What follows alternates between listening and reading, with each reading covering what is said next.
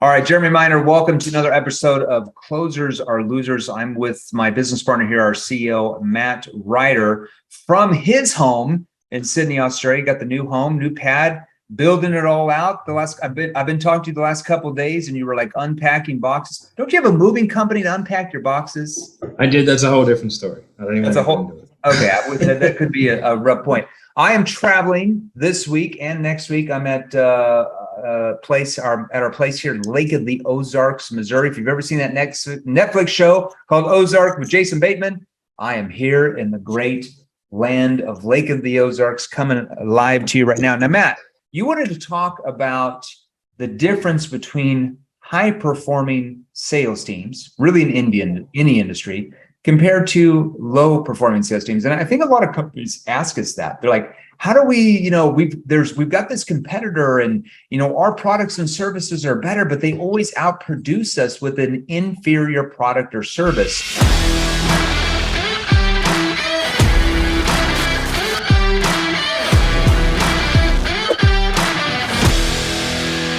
What is the difference between how their sales teams perform, like their performance of teams compared to these lower performing teams that might have better products and services, but because of the culture in that company, they're just not producing like these other companies are?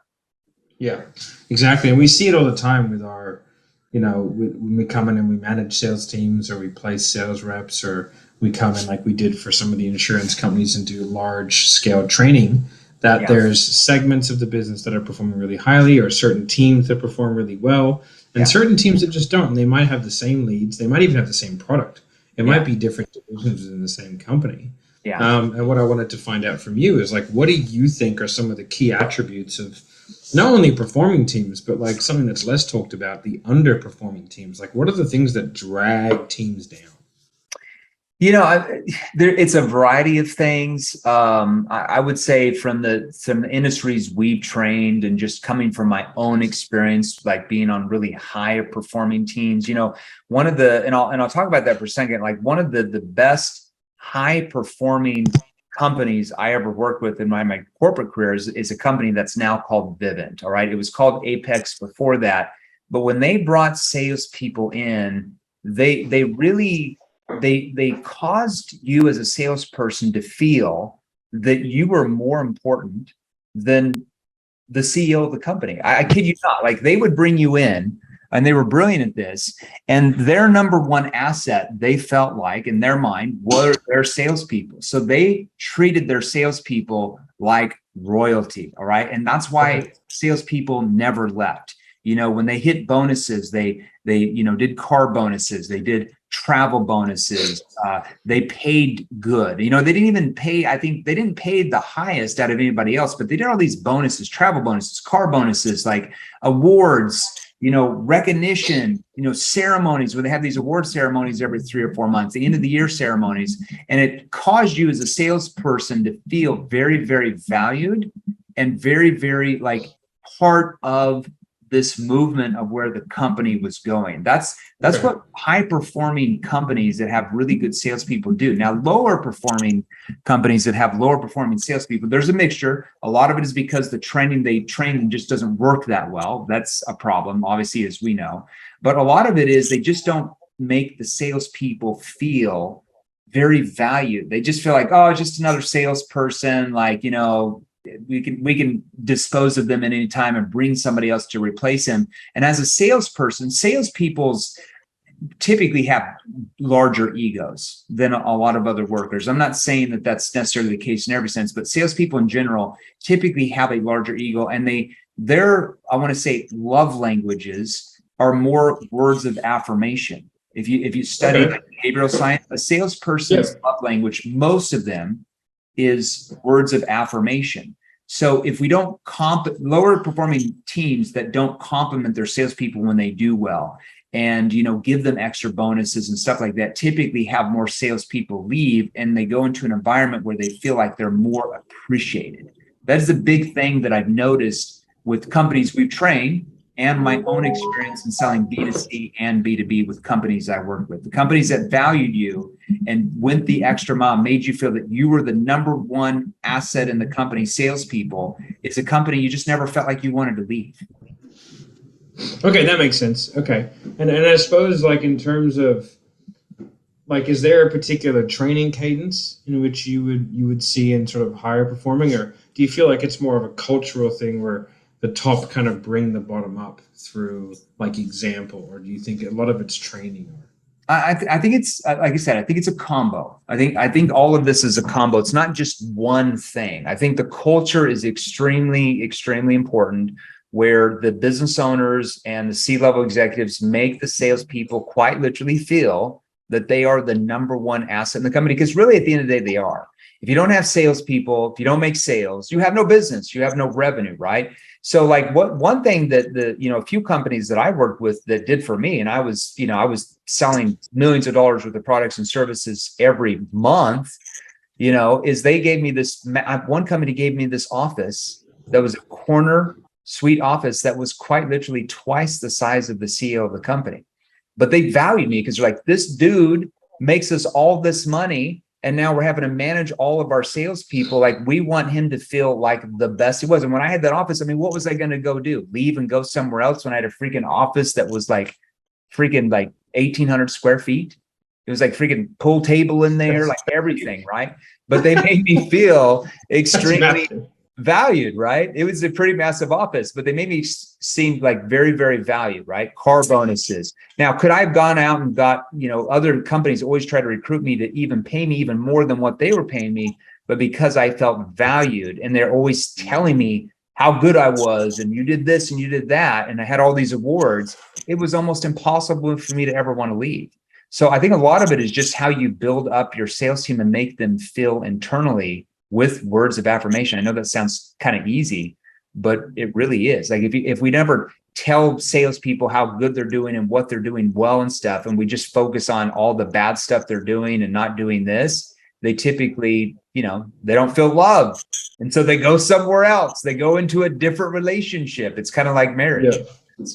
I suppose the business owner in me wants to like get your advice on, well, then how do you deal with their egos getting out of control? Like, how do you keep the egos in check, keep the hunger, but then still nurture them? I think it's just a combination. You can't like overbuild them where they just get away with everything. Like if they're not, if their numbers start dragging down, you can't keep complimenting. But it's almost like when their numbers go down, it's like there's such a sense, there's so much competitive nature. So one thing that we didn't talk about is the competitive nature that high performing teams have, where they're competitive against each other to no end, just to win some plaque every month or every quarter, compared to lower performing teams that really don't value the competitiveness. They don't really have the gamification. They don't really have the awards. Like salespeople will outsell others most of the time for a reward, like some type of trophy or recognition, over getting paid money. Psychologically, it's crazy, but it's true, right? So high performing teams that value like awards and recognition will, in that competitiveness where they're competing against each other, but they all feel part of the same team moving in the right direction. Those companies always outperform companies that don't do that. 100%. Like how we have the alpha of the quarter. They go out with you, they buy a watch. That's right. So they fight over that watch, So we had one of our salespeople. So every quarter, if you guys aren't aware, we take the top salesperson of the quarter. So we have top salesperson of the month who wins like this big plaque, lots of recognition, all that kind of stuff. Well, for the quarter, so once every 3 months, we take the top salesperson, we take them into Breitling, because we all wear Breitling watches. Even Matt does, even though he likes to wear the cool Rolexes. I slum on occasion. The company watch, every once in a while he puts on his Breitlings. The company watch that every quarter one of our top salesperson wins is a Breitling. So I quite literally take them down to Breitling and we videotape it and everything. And we put that all over social media, and they're freaking wearing their Breitling watch. I'm telling you, the last guy that won it is Yash. Yash. We hired him, like 4 months ago. And the dude's only 17 years old. You have to get permission from the parents. He was one of our clients, which is insane that his parents got him into sales when he was like 15 or 16.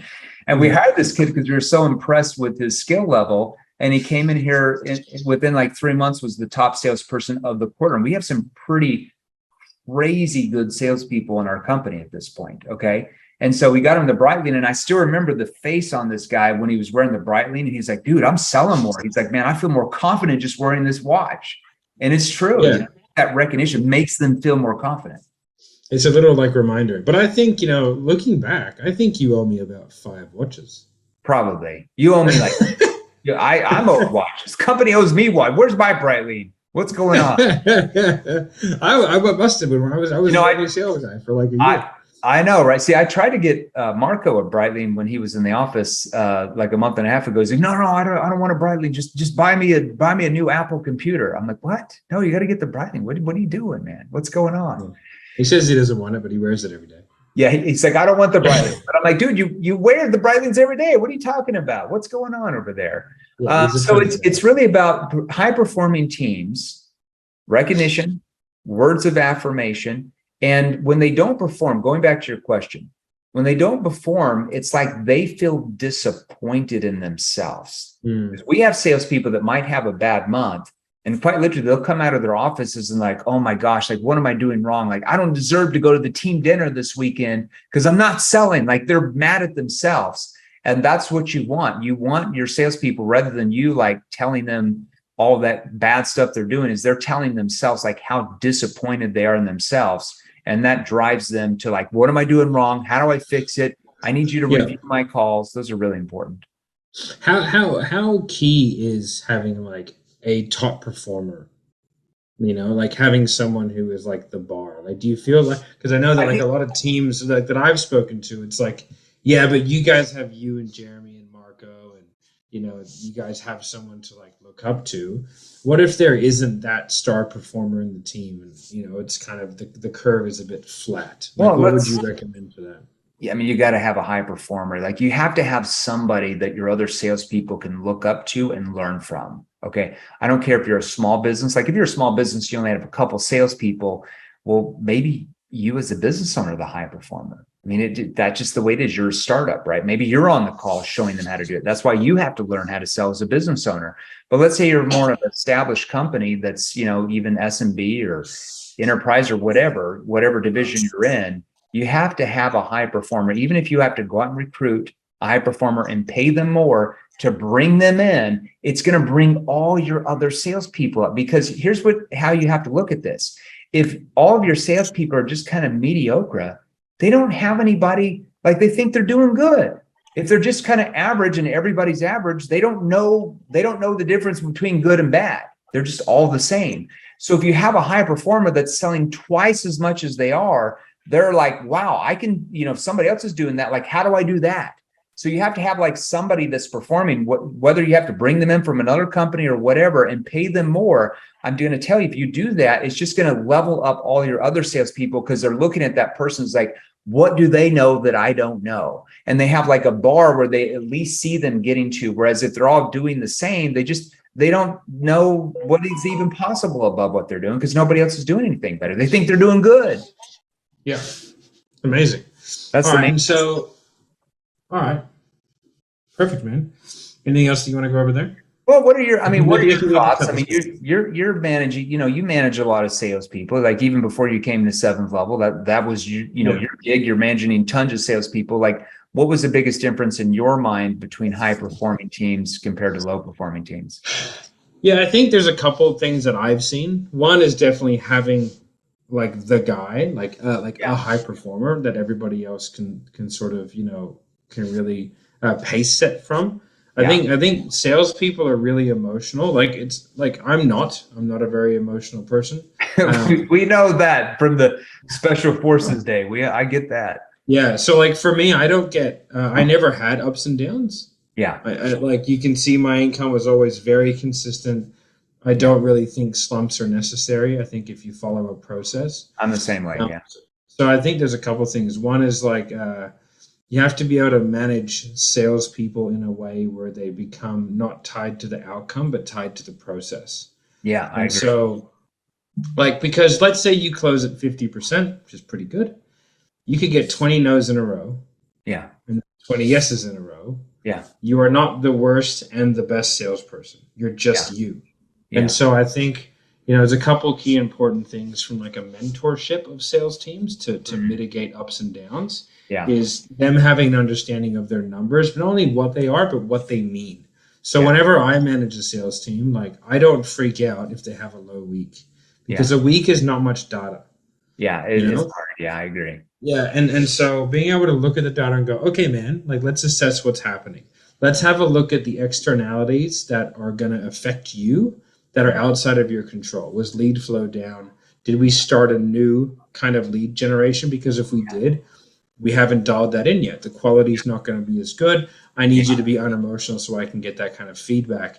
And if those guys start to understand little things like that, then they'll start to go, okay, like I get it. I like my close rate should be lower from TikTok leads than what it is from IG leads. They're not as nurtured. It's a newer platform.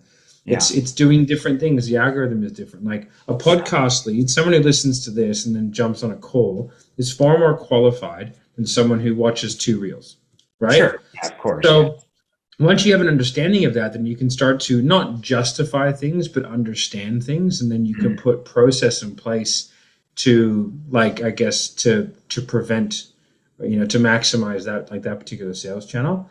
Yeah. So I think that understanding data is really important. Having a high performer is really important, and then having like regular touch points, but not so many meetings that it becomes ridiculous. I think a lot of dive into that. What do you mean by that? A lot of sales teams over meet. Yeah.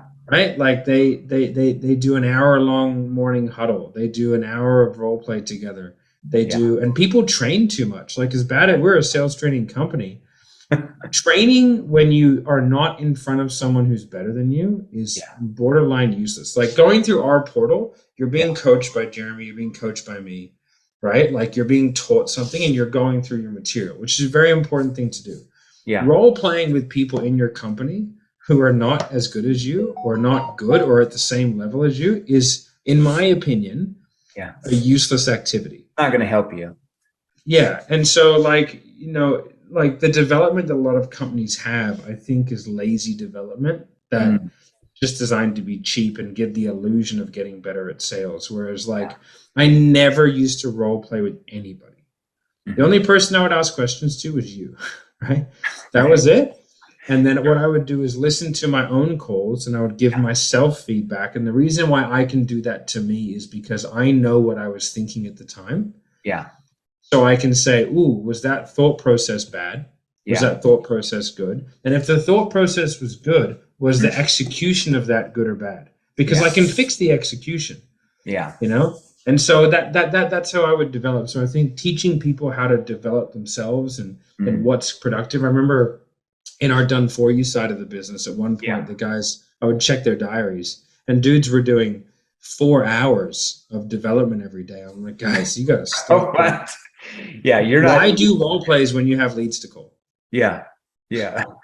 Yeah. So when we talk about training, maybe you're doing 30 minutes a day or something like that. But if you're doing a couple hours a day of like role playing and training, you're just not spending enough time prospecting, bringing in new leads. It's like overboard. I totally agree with that. We see that a lot with sales teams for sure. Yeah, exactly.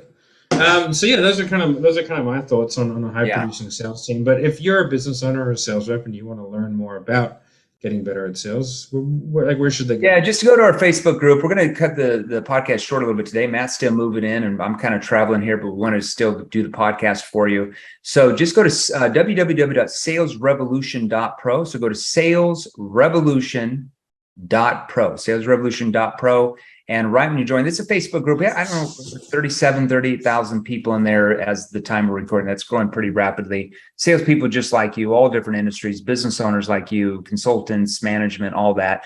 So just go there. Right when you join, you're going to get a message from either somebody, one of our stunt doubles or surrogates, and they're going to message over to you. Check your Facebook Messenger, a free training called the NEPQ 101 mini course. It's just Matt breaking down the NEPQ process. If you're not familiar with that yet, that's neuro emotional persuasion questioning. Going to give you some different angles and questions you can use just from that.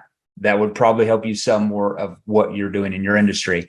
And then you want more. We go live in the group 3 or 4 times a week with different trainings, different Q&As. And then, we give you little hors d'oeuvres, little nibbles. And if you want advanced training like our clients are, who are in the same industry as you are, listening or watching us right now, all you need to do is just message us in Messenger, and then you can book with one of our team members to go through all the different training options we have if you want to sell more. Matt, thanks for being on here. I'm going to go hit the water.